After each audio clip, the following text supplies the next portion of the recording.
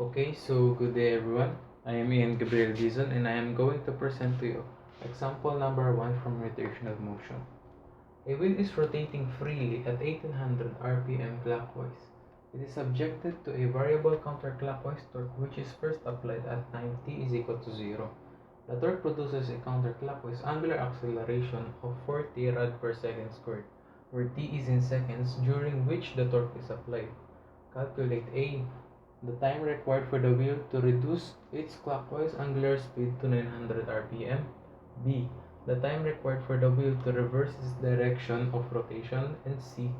The total number of revolutions clockwise plus counterclockwise turned by the wheel during the first 14 seconds of torque application. So let's begin with letter A. In the condition for letter A, the time required for the wheel to reduce its clockwise angular speed to 900 rpm. So, uh, since the since the wheel is subjected to a variable counterclockwise torque, we will assume that the counterclockwise rotation will be positive and the clockwise rotation will be negative. So now, let us identify first rotating freely at 1800 rpm clockwise. So that is the variable that we need. But first, before we can use that 1800 rpm, we need to convert it into pi rad per second. So we can convert it by only dividing it by 30. 1800 divided by 30 is equal to 60 pi rad per second.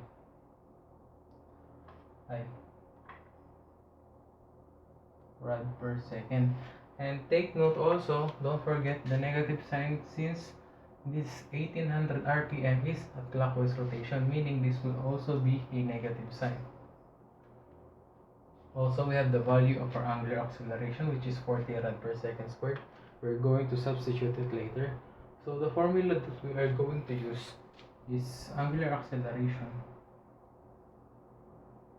Angular acceleration is equal to dw all over dt. So we are going to cross multiply. dw is equal to angular acceleration multiplied by dt. Now we are going to integrate. Integrating this from negative 65 to w, and integrating this side from 0 to t. Then we are going to substitute the value of the angular acceleration, which is the 40 rad per second squared. So by integrating and substituting,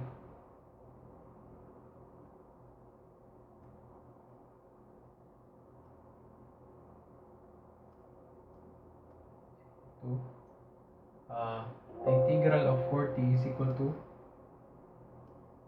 2t squared. Now we're going to transpose it.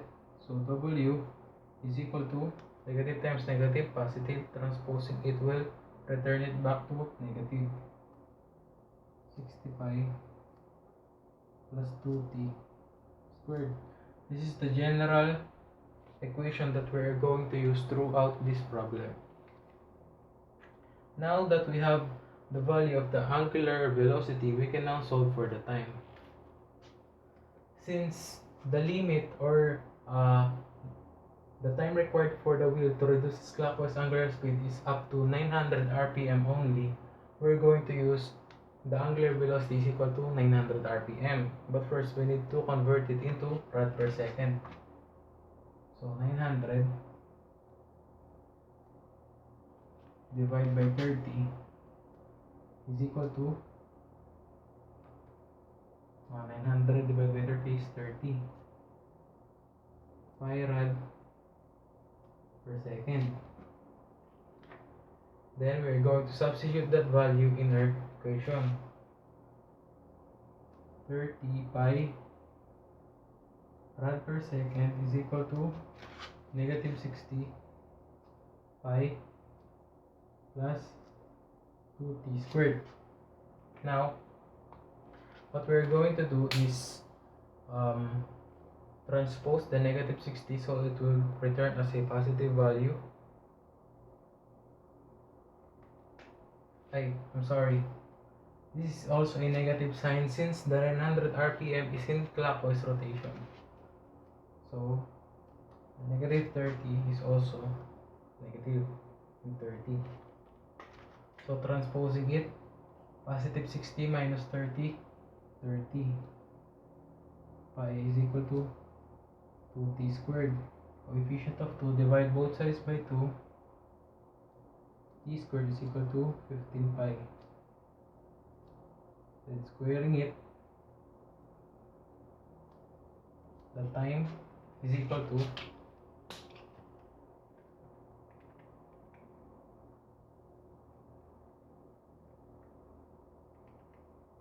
6.86 seconds.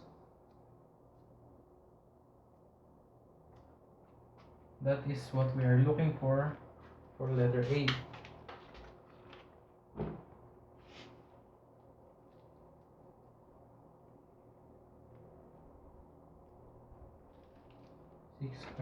seconds.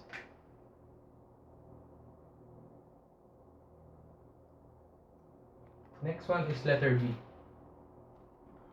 The time required for the wheel to reverse direction of rotation. So here, we're going to solve the time required for the wheel to reverse from clockwise to counterclockwise rotation. Since we already have a general equation of W is equal to negative 60 pi plus 2t squared, and since the problem is looking for the time required for the wheel to reverse direction of rotation from clockwise to counterclockwise, at some point of time the angular velocity will be equal to 0. So that is what we are going to apply in this equation. Since the angular velocity is equal to 0, we can easily transpose it. So transposing negative 60 pi is equal to 2t squared. Dividing by 2, dividing both sides by 2, and then squaring it, simplify it further to its final answer. T is equal to square root of, divide both sides by 2, 30. Square root of 30 pi. The answer will be 9.71 seconds. 9.71 seconds. That is the answer for letter B. The time required for the wheel to reverse its direction of rotation. T is equal to 9.71 seconds. The last one is for letter C. The total number of revolutions, clockwise plus counterclockwise, turned by the wheel during the first 14 seconds of torque application. So as you can see, we have a time limit from 0 to 14 seconds, but we already solved on what time interval the wheel will be turning at a clockwise rotation. So it's from 0 to 9.71 seconds. It will be turning at a clockwise rotation, then 9.71 seconds up to 14 seconds, it will be rotating in a counterclockwise rotation. So since the variables are different, we're going to solve the clockwise and counterclockwise separately. So let's assume that N1 is the number of revolutions for clockwise rotations, and N2 is the number of revolutions for counterclockwise rotations. So we will also have theta 1 and theta 2. In order to solve for theta 1 and theta 2 first, we're going to use the formula angular velocity is equal to d theta over dt. Cross multiplying, we will have d theta is equal to angular velocity multiplied by dt. Integrating both sides from 0 to pi sub 1, since we are looking first for pi sub 1, which is the clockwise rotation. And then the time is from 0 to 9.71. Since that is the time interval when the wheel is rotating at a clockwise direction. Now, substituting the value of this that we have obtained earlier, which is the equation negative 60 pi plus 2t squared. So, pi sub 1 minus 0 is equal to negative 60 multiplied by 9.71 pi plus integral of 2t squared 2/3 t, substitute 9.71 cube. So the answer for theta sub 1 will be negative 60 multiplied by 9.71 multiplied by pi plus 2/3 multiplied by 9.71 cube. 1219.95, or we can assume it is 1220 for theta sub 1 radians. However, what we are looking for is at revolutions, number of revolutions. So how to find it? We're just going to convert it, since in order to convert radians to revolutions, we just need to divide the number of radians into pi 2 pi. So n1 is equal to 1200 rad 1220 rad all over 2 pi. N sub 1 is equal to, take note, this is also a negative sign,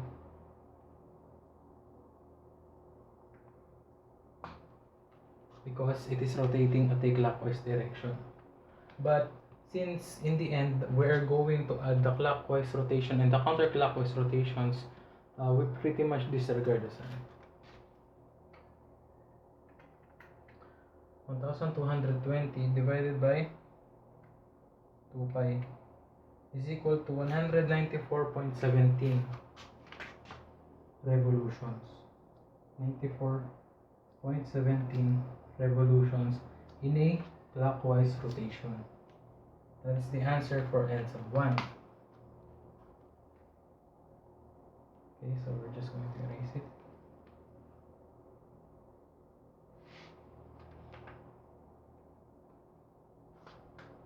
N sub 1 is equal to 194.17 revolutions in a clockwise rotation. Next is the n sub 2. But first, we also need to solve for the pi sub 2. Same process, only using the equation angular velocity is equal to d theta over dt.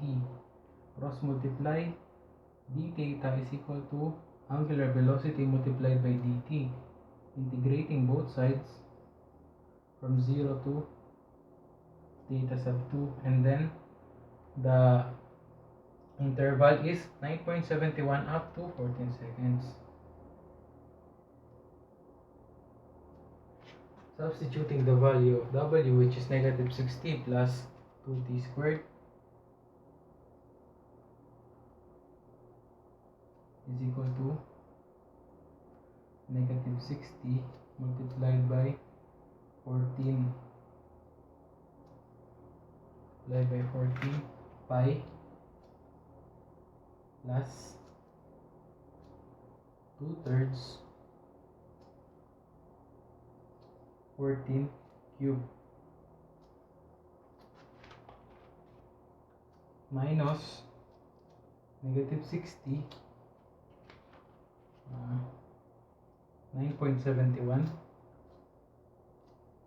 pi plus 2/3 9.71 cube. Solving, in our calculator. Negative 60, 14 pi plus 2/3 multiplied by 14 cube minus negative 16 multiplied by 9.71 pi plus 2/3 9.71 cube 410.35, or simplify it to 410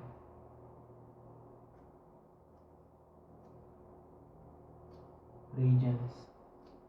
But we also have to convert it from radians to revolution. So n sub 2 is equal to 410 over 2 pi.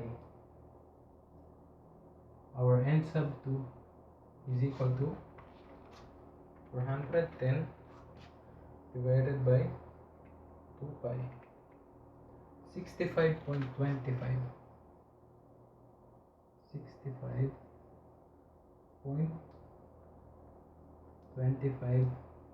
revolutions in a counterclockwise rotation. Now, we should be able to solve for the total number of revolutions by adding these two. So, please bear with me. Sorry. Yes. And total is equal to n sub 1 plus n sub 2. So our total will be 65.25 plus 194.17. Final answer will be 249.52 or 0.42, I mean, or 259 revolutions. That is the final answer for letter C. And for number 1, example number 1 at rotational motion.